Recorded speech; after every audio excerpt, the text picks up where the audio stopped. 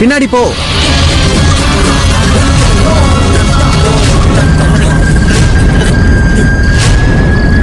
தாக்கலாம்னு நினைச்சு கூட பார்க்காத. எங்க 3 பேர்ல யாருக்காவது ஒருத்தருக்கு ஏதாவது ஆச்சுன்னா கூட உன் பெட்டி எப்பவுமே உனக்கு கிடைக்கவே கிடைக்காது. போ.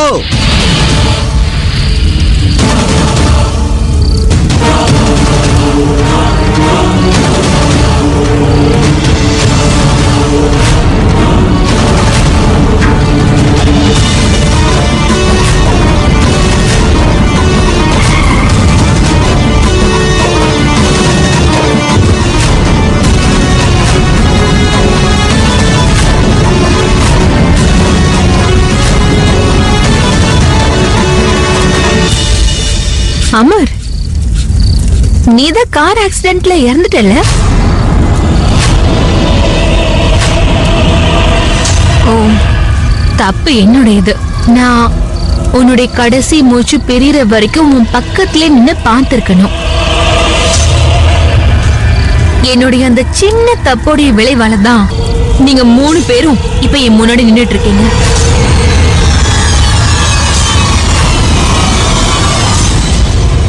இந்த ரோகிணியை நான் அப்பவே கொண்டு இருந்திருக்கணும். அப்படி பண்ணிருந்தா இந்த பிரச்சனை வேண்டாம். அந்த மாதிரி எதுவும் பண்ணிடாத ப்ளீஸ். உன்னை கெஞ்சி கேட்டுக்கிறேன், அந்த மாதிரி எதுவும் பண்ணாத. அக்கா என்ன பண்றீங்களே? எதுவும் பேசாத. நீ எதுவும் பேசாத. நான் பேசிட்டு இருக்கேன். ஆனா அக்கா நீங்க ரோகிணி எதுவும் பேசாத. இங்க பாரு, நான் உன்னை கையெடுத்து கும்பிட்டு கேட்டுக்கிறேன். உங்ககிட்ட எங்களால போராட முடியாது. உன்னோட சக்திக்கு முன்னாடி நாங்கெல்லாம் ஒண்ணுமே இல்ல. நிச்சயமா உன்னை எங்களால ஜெயிக்கவே முடியாது. ப்ளீஸ் மன்னிச்சிடு. நீ அந்த பெட்டியை எடுத்துக்கிட்டு எங்க வாழ்க்கையை விட்டு எங்க வீட்டை விட்டு தயவு செஞ்சு நிரந்தரமா போயிடு ப்ளீஸ்.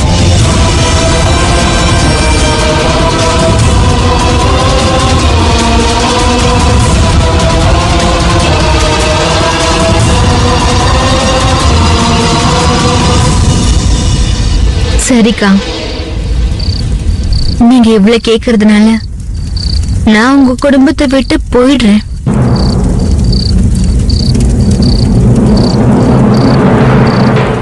ஆனா ஒரு கண்டிஷன் இருக்கு.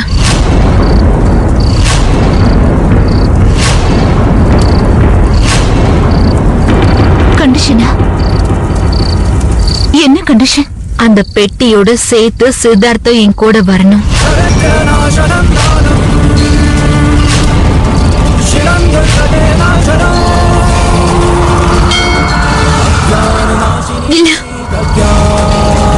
அப்படி நடக்கவே நடக்காது. இதான் நடக்க போகுது. நான் அப்படி நடக்க விட மாட்டேன். அதுக்காக நான் என் உயிரை விட வேண்டியது இருந்தாலும் பரவாயில்ல. ஒருவேளை சித்தார்த்துக்காக நீ உன் உயிரை கொடுக்க முடியும்னா அவருக்காக என்னால யாருடைய உயிரையும் எடுக்க முடியும்.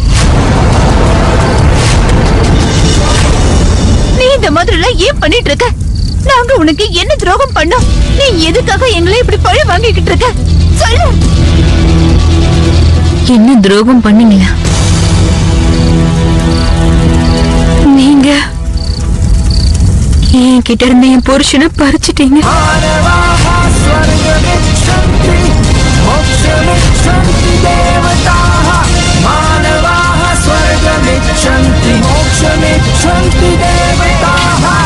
இங்க பாரு, உனக்கு தேவையில்லாம தப்பான அபிப்பிராயம் உண்டா இருக்க. நாங்க அந்த மாதிரி எந்த தப்பு பண்ணல.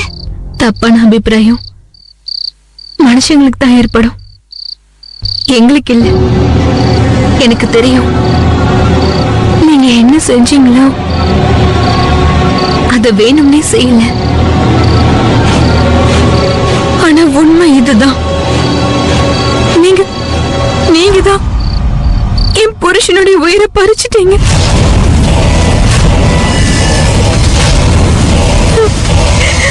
நீங்க இத பத்தியே யோசிக்கல. என் நிலைமைய உணராம நீங்க அந்த மாதிரி பண்ணதாலதான் நான் இன்னைக்கு இந்த அளவுக்கு கஷ்டப்பட்டுக்கிட்டு இருக்கேன். அக்கா, ஒரு சின்ன விபத்து என் வாழ்க்கையை மாத்திருச்சு.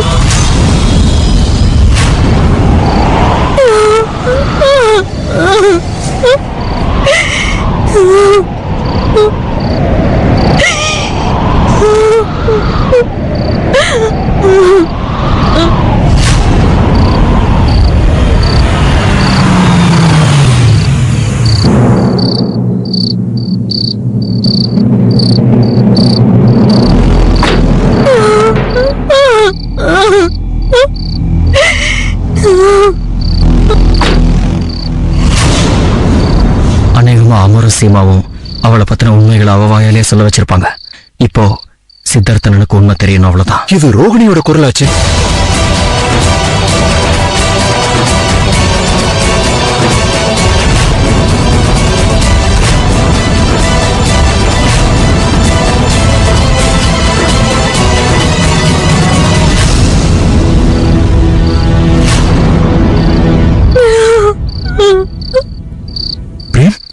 சீமா எங்க? அப்புறம் அமரும் ஸ்ருதியும் இவங்க இறந்துட்டாங்கன்னு நினைச்சிட்டு இருந்தோம். பிரேம், இங்க என்ன நடக்குதுன்னு புரியலையே. ரோகிணி அவங்க முன்னாடி ஏன் அழுதுட்டு இருக்கா? சித்தார்த்தனா, முதல்ல நான் சொல்றதை கேளுங்க. பிரேம், உனக்கு இதெல்லாம் தெரியுமா? இங்க என்ன நடந்துட்டு இருக்கு? இதெல்லாம் தெரிஞ்சிருந்தா நீ ஏன் என்கிட்ட இருந்து மறைச்ச? இதனாலதான் நான் ஒரு ராஜநாகமான.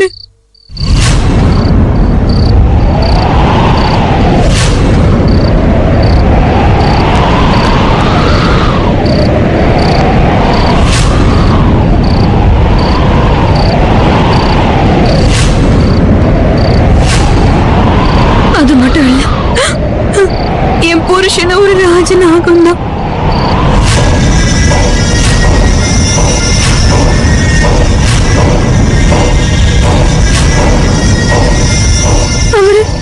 அவரு நீங்க எல்லாருமே சேர்ந்து கொன்னுட்டீங்க.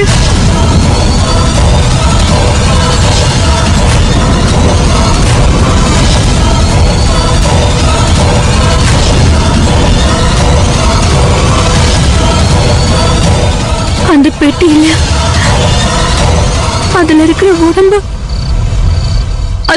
அது என்னுடைய புருஷன்.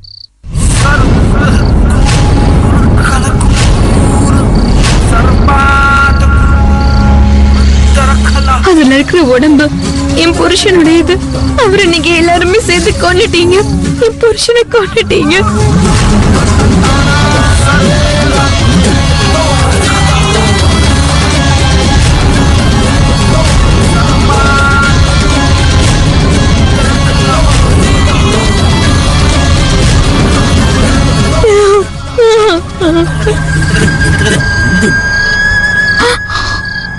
ஆம்பளை பாம்பு இல்ல பொம்பளை பாம்பு பல வருஷமா தவம் செய்யும் மாணிக்கத்தை அடையறதுக்காக. அப்பதான் அது ராஜநாகமா மாறும். நானும் என் புருஷனும் அந்த தவம் தான் செஞ்சுக்கிட்டு இருந்தோம். விக்ரம் கூட்டிட்டு வந்த அதே காட்டுக்குள்ள விக்ரம் கூட நீங்களும் வந்தீங்களேக்கா.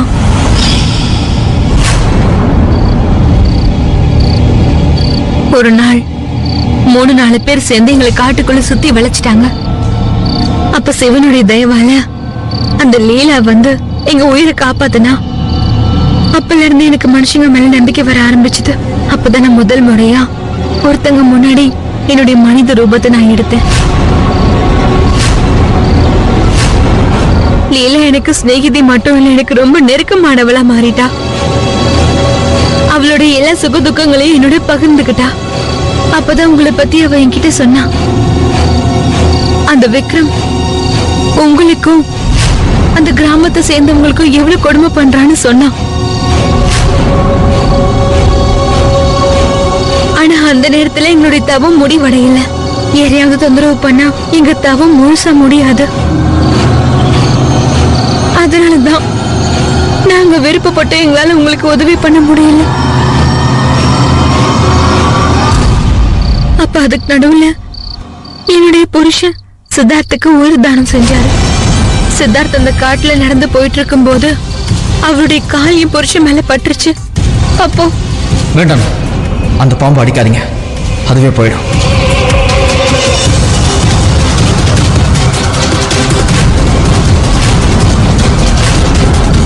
அதுக்கப்புறம் என் புருஷனால அந்த தவத்தை தொடர முடியல, ரொம்ப கஷ்டப்பட்டாரு. அதோட லீலா உயிரை காப்பாத்துறதுக்காக அங்க வந்து 2 பேரை கொத்த வேண்டியதாயிடுச்சு.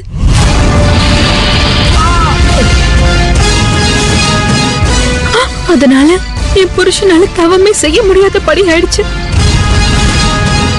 காட்டுக்கு திரும்பி வர சமயத்துல அந்த விக்ரமுடைய பார்வை எப்படி என் புருஷன் மேல பட்டுச்சுனே தெரியல.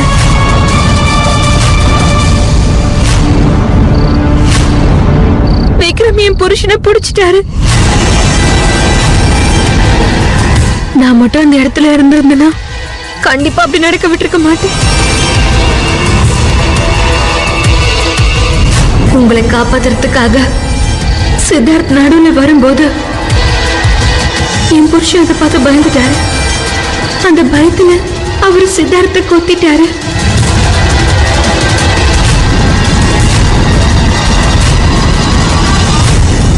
அங்க இருக்கிற ஒரு பாம்பாட்டி அவருடைய மந்திர தந்திரங்களை பயன்படுத்தி என் புருஷன் அங்க திரும்ப வர வச்சார். ஒரு நரபராதியை கொத்திட்டோன்னு என் புருஷனுக்கு நல்லாவே தெரியும். அதனால தன்னுடைய விஷயத்தை அவரு உறிஞ்சிட்டாரு. அப்புறம் அங்கிருந்து போயிட்டாரு.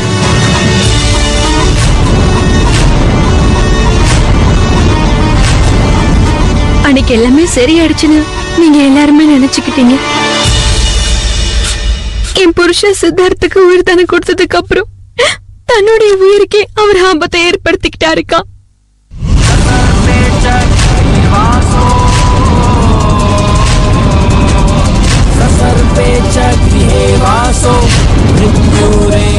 எல்லாருக்குமே தெரியும் நாகத்தோட விஷயம் மனுஷங்க உயிரை எடுக்கணும். ஆனா சில பேருக்கு மட்டும்தான் இந்த விஷயம் தெரியும்.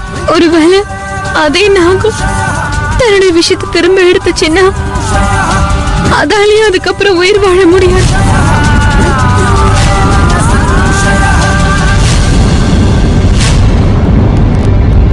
அக்கா, என் புருஷன் இறந்துட்டாரு.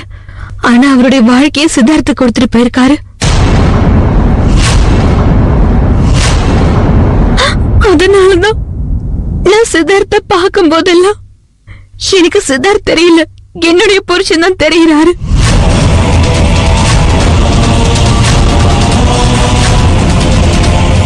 அதோட இப்போ என்னால அவரை எந்த சூழ்நிலையும் விட்டுட்டு போகவே முடியாது. எனக்கு தெரியும் என் வாழ்க்கையில என்னெல்லாம் நடந்திருக்கோ அது எதுக்குமே நீங்க யாரும் பொறுப்பு இல்ல. அதான் நான் இந்த ரோகிணி உயிரையும் பறிக்காம இருக்கேன். நான் சித்தார்த்த மட்டும்தான் அடைய நினைச்சேன். அதனாலதான் நான் ரோகிணியுடைய ஞாபக சக்தி அழைச்சேன்.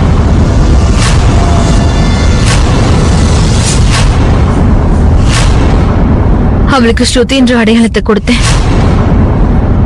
அப்புறம் நான் ரோகிணியா மாறி பரத்வாஜ் ஹவுஸ்ல தங்க வந்துட்டேன்.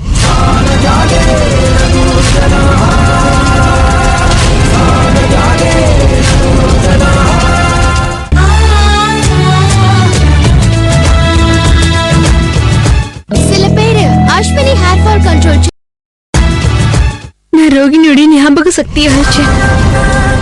அப்புறம் நான் ரோகிணியா மாறி பரத்வாஜ் ஹவுஸ்ல தங்க வந்துட்டேன்.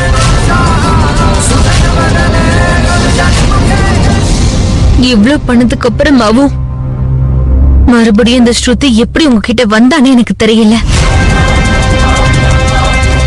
அப்புறம் தான் நான் விரும்பாத விஷயங்கள் எல்லாமே நான் பண்ண வேண்டியதாயிடுச்சு.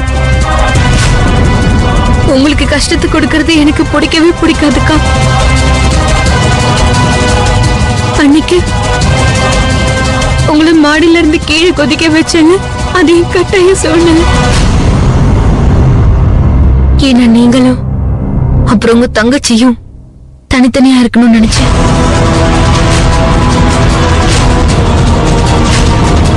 நான் அப்படி பண்ணலனா நீங்க 2 பேரும் சேர்ந்து என்ன சித்தார்த் கிட்ட இருந்து பிரிக்கிறதுக்கு ஏதாவது யோசிச்சிருப்பீங்க.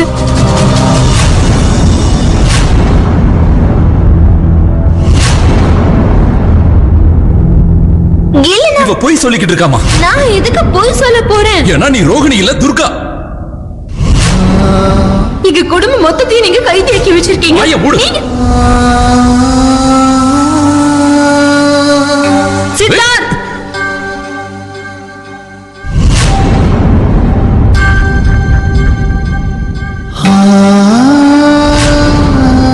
நான் ஏன் இப்படி நடந்துகிட்டேன்? எவ்வளவு பெரிய தப்பு பண்ணிட்டேன். ரோகிணி என் கண் எதிரிலேயே தான் இருந்திருக்கா. இருந்தாலும் அவளை என்னால கண்டுபிடிக்க முடியல. அவளோட ஞாபக சக்தியை இழந்திருந்தாலும் என்ன அவ அடையாளம் தெரிஞ்சுக்கிட்டா. அரைகுறை ஞாபகங்களோடு எனக்கு அந்த நிமிஷம் மட்டும்தான் ஞாபகம் வருது. நம்ம 2 பேரும் ஒருத்தர் சந்தோஷமா வாழ்ந்த நாட்கள்.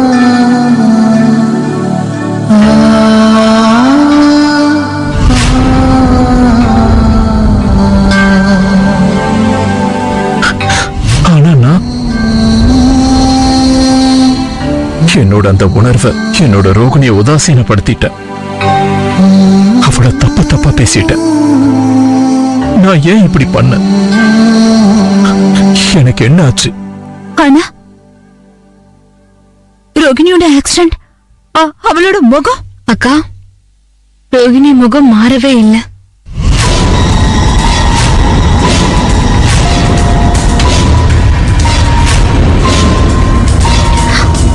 டாக்டர்ஸ் அவங்களோட வேலையை நல்லபடியா தான் செஞ்சாங்க. நான் தான் வசிய சக்தியை பயன்படுத்தி இவ ஞாபகங்களை அழிச்சிட்டேன்.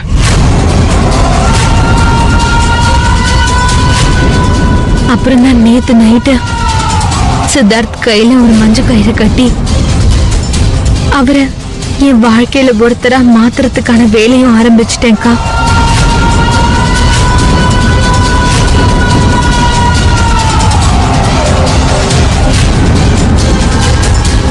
ஆனா அதை நான் முழுசு செய்யறதுக்கு என்னுடைய பெட்டு, அந்த நாகம், அதான் என் புருஷனுடைய உடம்பு எனக்கு வேணும்க்கா. நான் உங்க எல்லாரையும் கெஞ்சி கேட்டுக்கிறேன், தயவு செஞ்சு என் புருஷன் இருக்கிற அந்த பெட்டி எனக்கு திருப்பி கொடுத்துருங்கக்கா.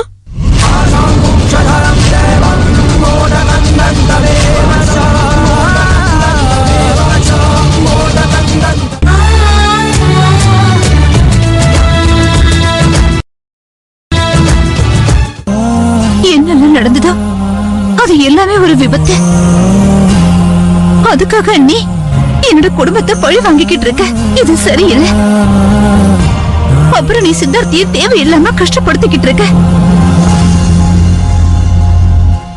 தேவையில்லாம எனக்கு கோபம் வர வைக்கிறீங்கக்கா.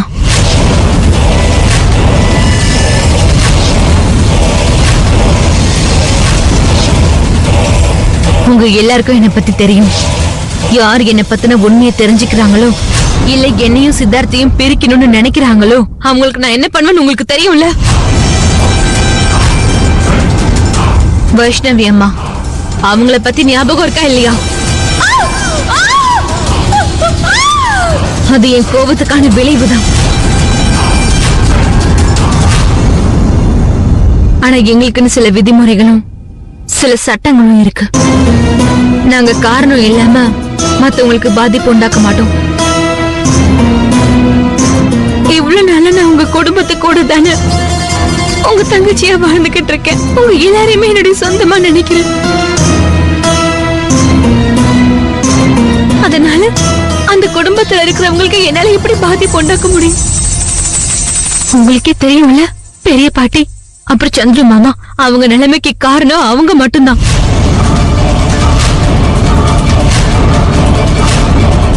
அதுல ஏன் தப்பு எதுவும் இல்ல. அக்கா, என்னால இதை சரி செய்ய முடியும். ஆனா அதுக்கு நீங்க என்னுடைய பெட்டியை திருப்பி கொடுக்கணும், சித்தார்த்தையும் கொடுக்கணும். அது முடியாது. நான் அந்த மாதிரி நடக்க விட மாட்டேன். ஏன்னா சித்தார்த் என்னுடைய புருஷன்.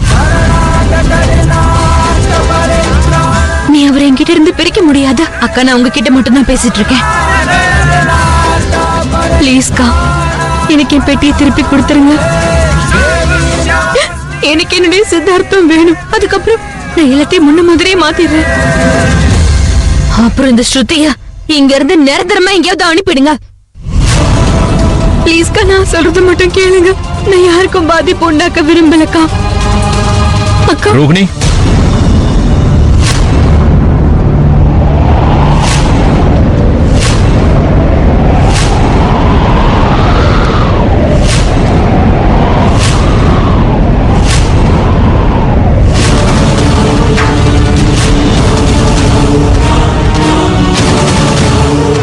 ஒருவேளை நான் பேசின எல்லாத்தையுமே சித்தார்த் கேட்டுட்டாரா?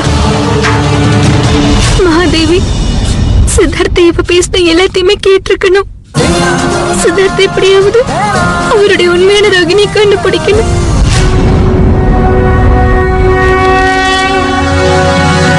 जयन्ती मंगला काली भद्रकाली कपालिनी जयन्ती मंगला काली भद्रकाली कपालिनी दुर्गा क्षमा शिवा धात्री दुर्गा क्षमा शिवा धात्री स्वाहा स्वधा नमोस्तुते नमोस्तुते नमोस्तुते नमोस्तुते नमोस्तुते नमोस्तुते नमोस्तुते नमोस्तुते नमोस्तुते नमोस्तुते सिद्धार्थ